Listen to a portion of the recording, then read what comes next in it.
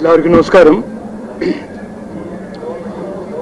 ഞാൻ എൻ്റെ രാഷ്ട്രീയം തുടങ്ങിയത് 20 കൊല്ലം മുമ്പെയാണ്. എൻ്റെ 20 കൊല്ലത്തിൻ്റെ രാഷ്ട്രീയത്തിൽ ഞാൻ കുറേ കാര്യങ്ങൾ ചെയ്തിട്ടുണ്ട്, സന്തോഷകരമായ കുറേ കാര്യങ്ങൾ ചെയ്തിട്ടുണ്ട്. പക്ഷേ ഏറ്റവും സന്തോഷകരമായ ഒരു ദിവസം എൻ്റെ ഈ രാഷ്ട്രീയ ജീവിതത്തിൽ ഇന്നാണ്. അത് ഞാൻ ജയിച്ചു എന്ന് മാത്രമല്ല, ഞങ്ങൾ മുമ്പോട്ട് വെച്ച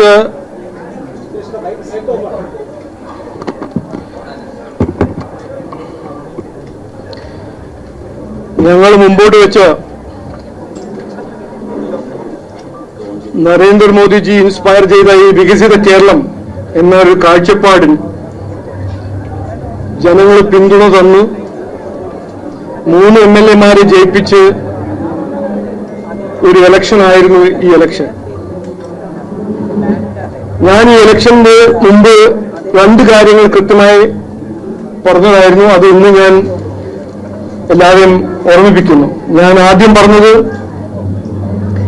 ഇത് ഞങ്ങളുടെ രാഷ്ട്രീയ ചരിത്രത്തിൽ ഏറ്റവും നിർണായകമായ ഇലക്ഷനായിട്ട് മാറും, ഈ ഇലക്ഷൻ ഞങ്ങൾ ജയിക്കും എന്ന് പറഞ്ഞതായിരുന്നു.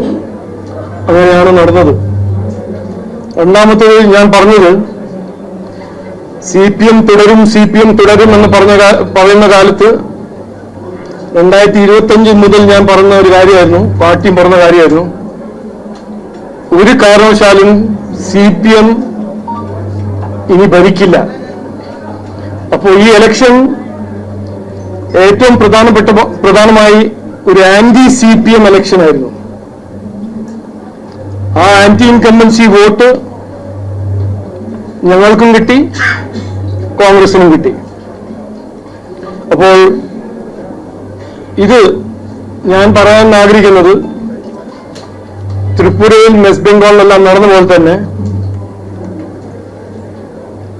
കഴിഞ്ഞ 10 കൊല്ലം നമ്മൾ കണ്ട് മനസ്സിലാക്കിയ ഒരു മാർക്സിസ്റ്റ് CPM-ന്റെ ഭരണശൈലിന്റെ ഒരു ലാസ്റ്റ് ഫേസ് ആണ് ഈ ഇലക്ഷന്റെ ഒരു വലിയ മെസ്സേജ്. പിന്നെ ഈ 5 ഇലക്ഷൻ നമ്മൾ നോക്കിയാൽ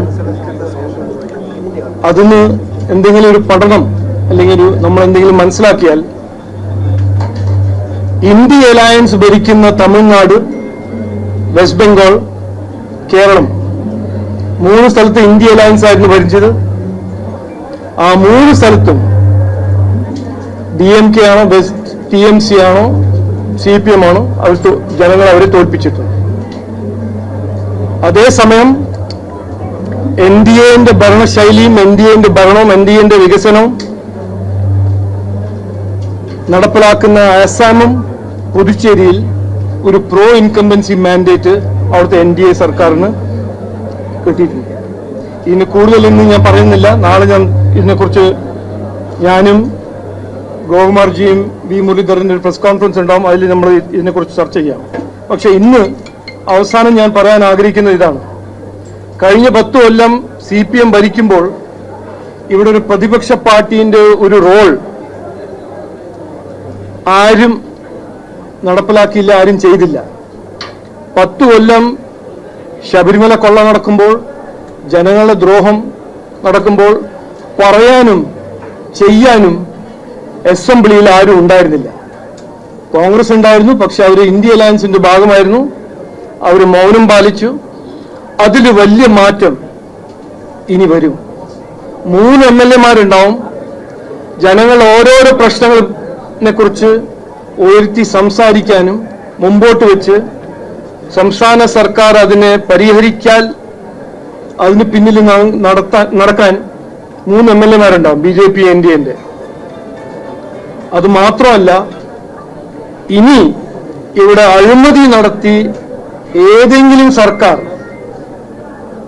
നടപ്പിലാക്കാൻ ശ്രമിച്ചാൽ അതിനെ എതിർക്കാനും അതിനെ എക്സ്പോസ് ചെയ്യാൻ BJP NDA അസംബ്ലിയിൽ ഉള്ളിൽ ഉണ്ടാവും. അത് ഒരു വലിയ മാറ്റമായിരിക്കും. ഞാൻ ഇലക്ഷന് മുമ്പ് പറഞ്ഞതാണ്, ഈ ഇലക്ഷൻ ഏറ്റവും പ്രധാനപ്പെട്ട ഒരു ഇഫക്റ്റ് അല്ലെങ്കിൽ ഇമ്പാക്ട് കേരളത്തിന്റെ രാഷ്ട്രീയ സംസ്കാരത്തിൽ മാറ്റം. അതായിരുന്നു ഞങ്ങളുടെ ലക്ഷ്യം. അത് ഞങ്ങൾ പുറത്തുനിന്ന് ഇതുവരെ ചെയ്തു. ഇനി അസംബ്ലിയിൽ കയറി അവിടെ ഇരുന്ന് അത് ഞങ്ങൾ നടപ്പിലാക്കും എന്ന് ഞാൻ ഇന്ന് ഉറപ്പു തരുന്നു. ഇന്ന് ഈ വിജയം ഇത് എൻ്റെ വിജയമോ ഞങ്ങളുടെ ലീഡർഷിപ്പിന്റെ ഒരു വിജയം മാത്രമല്ല, ജനങ്ങൾ ഞങ്ങൾക്ക് തന്ന ഒരു അവസരമായിട്ട് ഞങ്ങൾ കാണുന്നു. അപ്പോൾ എല്ലാവരോടും ഞാൻ നന്ദി പറയാൻ ആഗ്രഹിക്കുന്നു. അതിൻ്റെ ഒപ്പം ഞങ്ങളെ ഓരോരോ പ്രവർത്തകർ രാപകൽ അധ്വാനിച്ച് ഈ ഒരു മാൻഡേറ്റ് ഈ ഇലക്ഷന് വേണ്ടി അധ്വാനിച്ച ഓരോരോ പ്രവർത്തകരും ഞാൻ നന്ദി പറയാൻ ആഗ്രഹിക്കുന്നു. നമസ്കാരം.